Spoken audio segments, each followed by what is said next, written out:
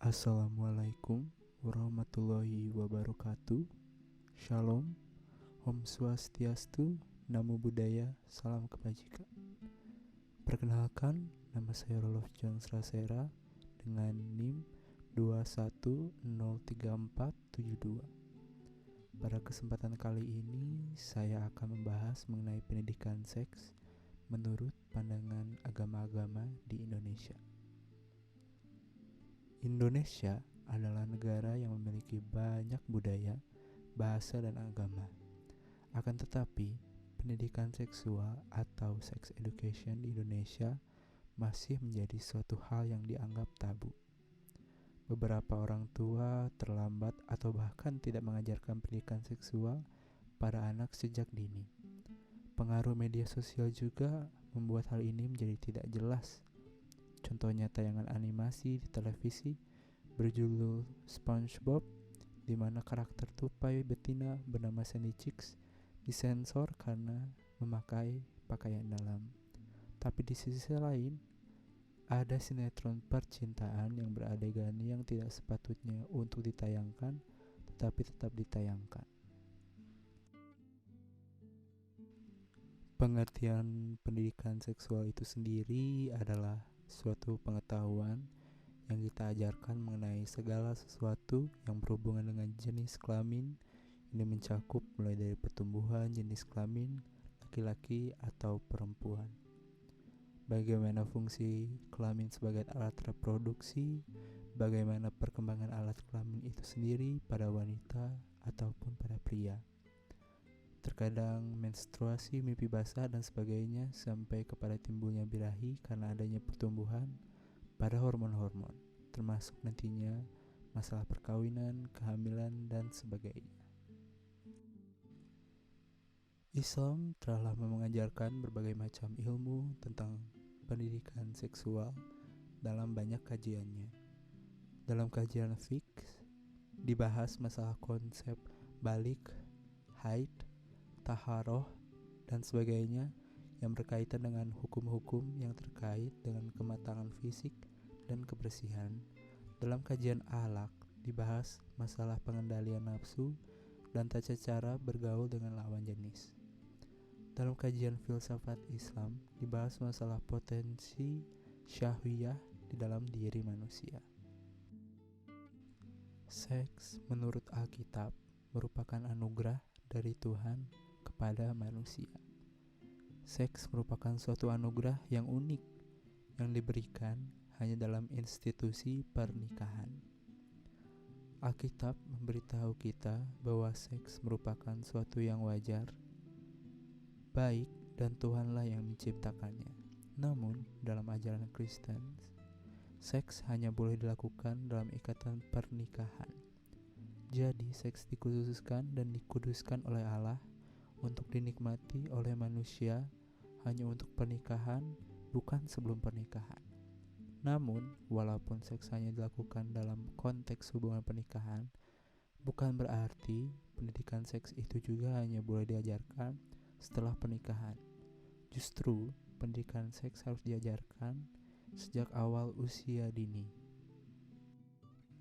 Seperti yang dikutip dari Komisi Kateketik KWI 2010, orang muda menghargai martabat manusia, tahu menghargai diri sendiri, dan mengerti pendidikan seksualitas dengan sumber yang tepat, belajar bertanya dan mendengarkan orang lain, mencintai kehidupan terlebih kehidupannya sendiri, menghargai kearifan lokal, mampu bekerja sama, dan berpikir kritis.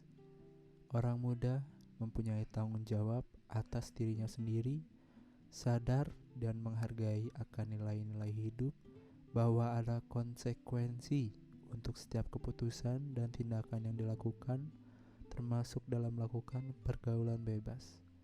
Menghargai martabatnya sebagai the churchman of tomorrow dan sebagai agent of change yang diharapkan oleh masyarakat, dan paham mengenai pendidikan seks Kristiani.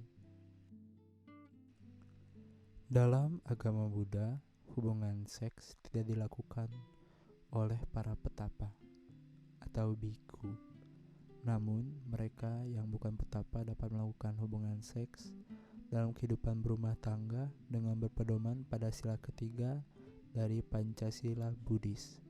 Segala tindakan yang mengarah kepada hubungan seksual dapat menimbulkan sanksi skorsing sampai pada pengusiran dari sangha.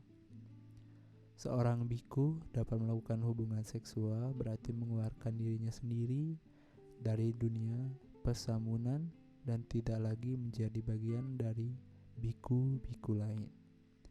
Begitulah hubungan seksual diatur dalam agama Buddha untuk para bikunya. Karena Indonesia memiliki beraneka ragam suku, budaya, dan agama, sudah sepatutnya saling menghormati dan menghargai menjadi hal yang harus diterapkan dalam berkehidupan. Seorang biku dalam tradisi Theravada telah mengambil 227 sila. Tujuannya adalah memungkinkan dirinya mengarahkan kondisi yang kondusif bagi pencapaian pencerahan. Tidak ada paksaan dalam aturan tersebut, dan bila seorang biku merasa kesulitan dalam menjalankannya, ia boleh saja meninggalkan pasamuan atau sangha yang dirasa lebih terhormat daripada bersikap munafik, tetap memakai jubah tetapi melanggar aturan. Seks yang positif adalah seks yang dilakukan setelah memasuki jenjang grehasta asrama. Sejak awal pernikahan, setiap pasangan menginginkan perkawinan yang berumur sampai akhir hayat. Namun, seperti yang sering terjadi belakangan ini, banyak sekali pasangan yang ingin mengakhiri pernikahan dengan berbagai alasan. Salah satu faktor yang berpengaruh terhadap keutuhan pernikahan, cerai, terancam bubar, atau langgeng adalah kehidupan seksual. Kehidupan seksual adalah suatu bentuk komunikasi yang khas, khusus, dan dalam. Komunikasi itu tidak hanya terjadi dalam kontak fisik, pelukan, ciuman, penetrasi alat kelamin, verbal, dan non-verbal, tetapi juga keterlibatan pasangan yang dalam. Dan hasil dari unsur-unsur komunikasi itu adalah kepuasan seksual yang dalam. Dalam agama, seksualitas banyak sekali dituangkan dalam naskah-naskah kuno yang jarang ada yang mengetahuinya. Salah satunya adalah Lontar, Rukmini, Tatwa. Lontar, Rukmini, Tatwa adalah lontar yang termasuk dalam jenis lontar usada. Lontar Rukmini Tatwa membahas tentang bagaimana mempertahankan hubungan suami istri agar tetap harmonis dengan pengobatan-pengobatan tradisional yang dipergunakan untuk menjaga kesehatan organ intim laki-laki maupun perempuan. Seksualitas dalam agama Konghucu mengacu pada konsep perbedaan yin dan yang. Karena perbedaan yin dan yang dalam arti luas tidak hanya sekedar perbedaan jenis kelamin wanita pria, namun juga negatif positif, bumi langit, malam siang, kanan kiri, dan seterusnya. Yin yang juga merupakan daya yang saling bertentangan. Meskipun fungsi kedua daya tersebut itu berbeda atau bertentangan, tapi keduanya saling ketergantungan. Maka kedua daya itu saling menggenapi, melengkapi, mempengaruhi, mendorong sehingga melahirkan perputaran atau siklus, saling menyeimbangkan satu sama lain atau mencari titik keseimbangan, dan merupakan satu kesatuan universal yang dapat melahirkan daya atau kekuatan serta menciptakan keharmonisan hidup. Untuk dapat terselenggaranya keharmonisan, sisi yang harus serasi dengan sisi yin.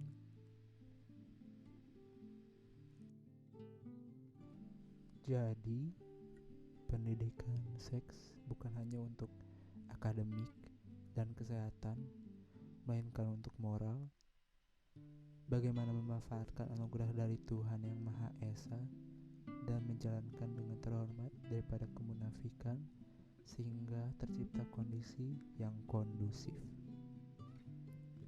Terima kasih.